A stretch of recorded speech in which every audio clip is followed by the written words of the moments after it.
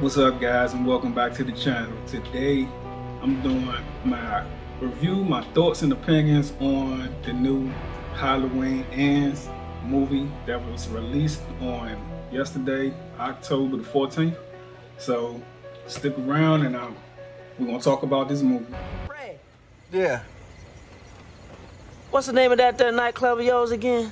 You talking about the Boom Boom Room? Yeah, the Boom Boom Room. That's it.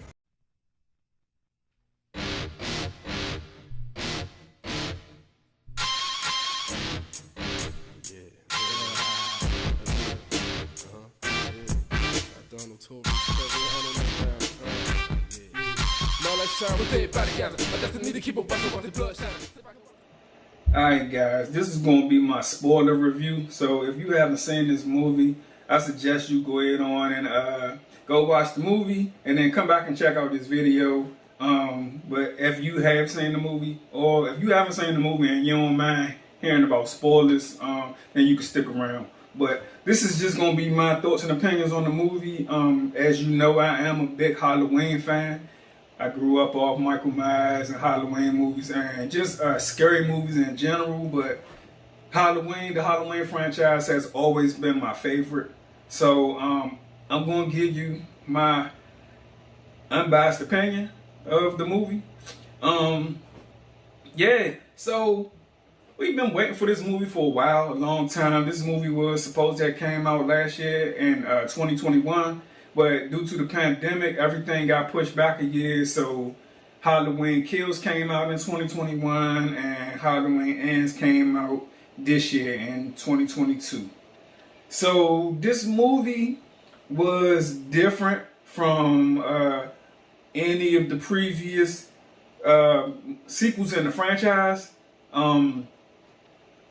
It wasn't what I expected it to be. So I mean, I understand what they were trying to do. First of all, let me say this. I did not hate the movie. I did not love the movie. It wasn't a bad movie. And it wasn't one of my favorite movies. But overall, I mean, I think it was decent. So I would say one of my main issues that I would say I had with the movie was, for the most part, when you come to watch a Halloween movie, you come in to see Michael Myers, and Mikey had a small role in this movie. I mean, if you think about it, they were trying to say that he was weak from everything that happened in Halloween Kills. But in my opinion, in 4 years, I would think he would have recovered a little bit more than how they portrayed him to be. Also, it was a little weird seeing him get his mask taken away from him. I mean, I know that he was an old man now. And they try to, humanize him as much as possible. It wasn't like he was this supernatural force, like I would say, like a Jason Voorhees or some of the earlier iterations of Michael Myers, where he could walk through bullets and stuff like that. They made him more of a realistic, just psychopath of a human. You saying in 2018 he lost his fingers, and back in the day you wouldn't have seen him lose his fingers. You would saying he would have just been fine.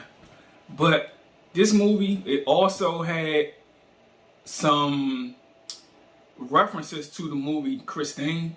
If y'all haven't seen Christine, that's another, I want to say John Carpenter did that movie too, but that's another horror movie from the early 80s. And let me just say this, the 80s was the best era for horror movies, in my opinion. We got a lot of great movies in the 80s. Halloween came out in '78, but the sequels of Halloween you know, they went on through the 80s. Then we got Nightmare on Elm Street in the 80s. We got Friday the 13th in the 80s. And movies like Christine and, you know, and so on. But if you've ever seen the movie Christine, it had a similar storyline of the character Corey Cunningham, and even the reference of the last name Cunningham. The main character on Christine, his name's Archie Cunningham, and in that movie, it was about like a good kid that slowly went evil, like his mind got corrupt off of like just things that was happening to him in the movie, like being bullied, being, you know, taken advantage of, and just being disrespected. And over time, that stuff can kind of build up on you and make your heart turn cold. And I mean, I think that's what can happen to any of us if you have been through a lot of mental trauma in your life. Certain things can happen to you in life that will change you in the way you look at things. But that's basically what happened in this movie with the character Corey Cunningham. So when the movie first starts off, the opening scene I thought was well shot, and it had that Halloween vibe to it, where Michael, you know, he wasn't the main killer, and you had the little boy who Corey Cunningham was babysitting. Basically was like an annoying little kid, and this little kid was playing a prank on his babysitter, and he ended up locking him in the closet. And it seemed like Corey was having a panic attack. He was claustrophobia or whatever, and he was trying to get out of the closet, so he started kicking the door. The little boy's parents came home while he was while he was trapped in the closet. Well, he was trapped in the attic, and all they heard, they walked in hearing a lot of banging, which was him kicking the door, and hearing Corey saying, "I'm gonna kill you." And next thing they know is the little boy's body comes dropping down from the top floor all the way to the bottom, and the little boy died. He broke his neck. So in their mind, all they see is their son falling down from the top floor and down on the floor in front of them. So naturally, they think that Corey killed the little boy intentionally, which it wasn't. He was trying to get out of the locked attic, and he was kicking the door. The little boy was standing on the outside of the door, so when the door opened up, the door knocked the boy over the banister, and he fell down and got killed. So you can't really blame Corey for that, but with all that happening, it changed the way people looked at him in the town of Hatfield. So people treated him differently. They looked at him as a monster, as a child killer. Some people was calling him a pedophile, and all of that stuff kind of, you know, took its toll on Corey. So yeah, he had a run-in with some bullies at like the gas station, and that's when he crossed paths with Laurie Strode, and Laurie Strode kind of came to his defense with the kids bothering him, and they kind of, you know, formed a little bond. Laurie ended up taking a liking to this kid and introduced him to her granddaughter, which was Allison. So Allison and Corey, they form a bond. They have a connection because they've both been through trauma in their life. And in Corey's mind, his opinion, he feels like Allison is kind of looked at more as a hero, and he feel like he's kind of looked at more as a villain because of, you know, she survived Michael Myers, and he's looked at as the person that was responsible for the death of this little boy. So, you know, they form a bond, and over time, people in the town start causing Corey's mindset to change. You know, he's still being treated bad, and he starts to go down a dark path, and he ends up running into Michael Myers, who's still alive, and he's been, sitting in dormancy somewhere, and for some reason, Michael doesn't kill Corey. Now I don't know if it's because he didn't quite have the strength to kill him, but for some reason Michael gave him a pass. They locked eyes. Michael grabbed him by the neck, and I don't know if Michael saw something in his eyes that made him feel like, he saw himself in Corey, but he didn't kill him, or he could have just still been weak. And if you remember, I want to say it was Halloween 2018 when Laurie said that Michael seems to get stronger with every kill. Every time he kills somebody, he starts to get a little bit stronger. So at this time, Corey felt like, if I just locked eyes with Michael Myers and I survived that, then I ain't too much scared of nothing. So, he had a whole different mindset at that point throughout the rest of the movie. And people started to notice the change. The boy's parents started noticing that he was changing. Laurie started noticing that he was changing. And yeah, he pretty much went down that same path Archie Cunningham and Christine, when that car started controlling the way Archie, his mind started. I mean, because in Christine, he went from a nerdy kid to this cool, laid back, evil-minded teenager, He felt like nobody couldn't tell him nothing because he had this car. And that was similar how Corey felt in this movie. He felt like he had formed a bond with Michael Myers. So, yeah, over time, he started to seek revenge on everybody who was mean to him or who was mean to Allison.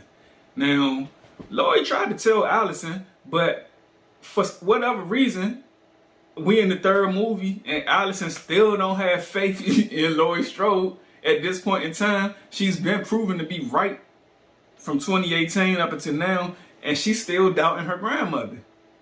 Her grandmother been dealing with this situation for 40-something years, and she ended up choosing Corey over her grandma.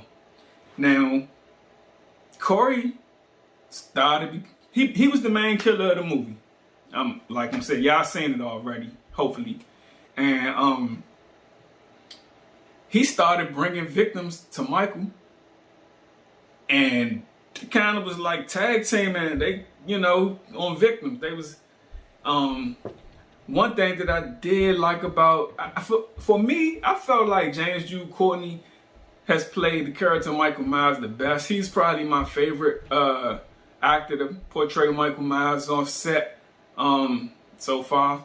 I would say my worst one was Tyler Mane from the Rob Zombie Halloweens. The first Rob Zombie Halloween was okay. I didn't like how they had Michael Myers like as a wrestler.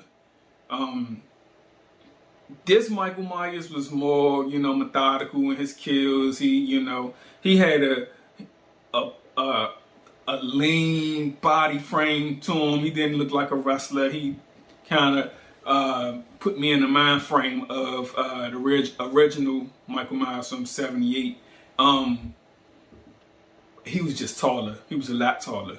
Now, this movie had a lot of Easter eggs. It had, and if you think about it, I didn't realize this till I heard Jimmy Champagne mention it on his review, that Michael Myers only had 3 kills in this movie. Can y'all imagine a Halloween movie and Michael Myers only having 3 kills?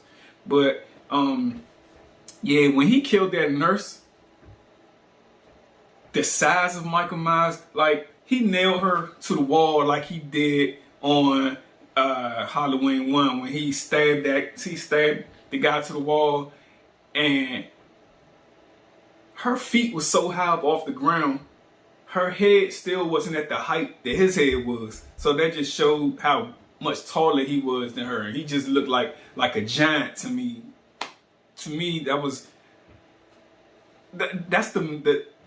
what I vision Michael Myers looking like. He was even taller than I want to say Dick Warlock, who played him in the first movie, and I forgot the other actor that played Michael Myers earlier, but yeah, he to me he was the best of the the actors that portrayed Mike. Yeah, other than that, this being the final movie in the trilogy of Danny McBride and David Gordon Green's Halloween franchise, they killed Mike at the end. And that last scene with Laurie and Mike fighting in the kitchen, I didn't know who was going to win that fight. I was like, oh, is Mike going to kill her? Is he going to stick her hand down the garbage disposal and that's going to be it? And then when she started nailing him down to the table, I was like, okay, Laurie got the upper hand, but I know he ain't going out like that. But, that was good. That was good. So, I don't know. I'm going to probably watch the movie a couple more times. Like I said, I didn't hate the movie, and I didn't love it. I watch Halloween Kills the most as far as this trilogy. So that movie has the most replay value to me. I really love Halloween 2018 also. So I'm going to see how it goes, see how this movie ages in my collection. Like, will I watch this as much as I do the other movies, or will I, just keep doing what I've been doing? So yeah, I'm hoping that this movie do good at the box office, so there is not a long time before we get another iteration of Halloween. I've heard Danielle Harris talk about hoping that they do a timeline of her story, as Jamie now that she's older.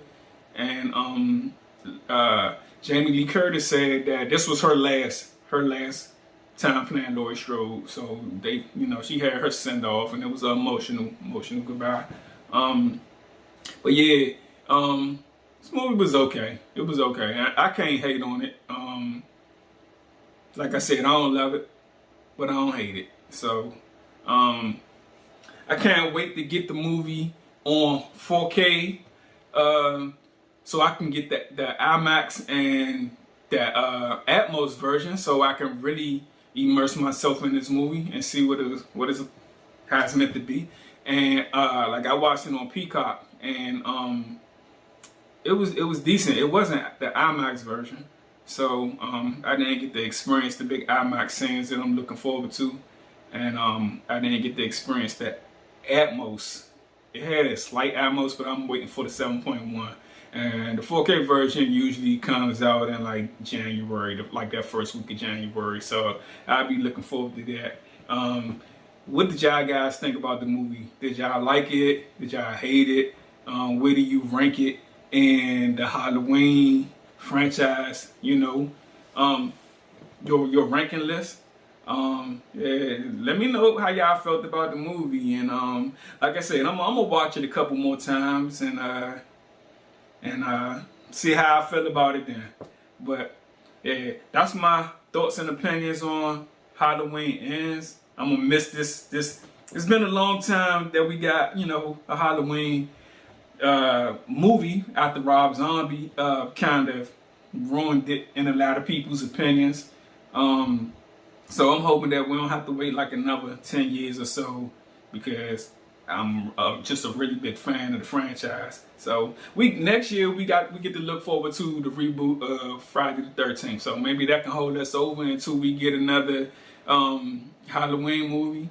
And yeah, with that being said, thanks for checking out the video, and I'll catch y'all guys on the next one.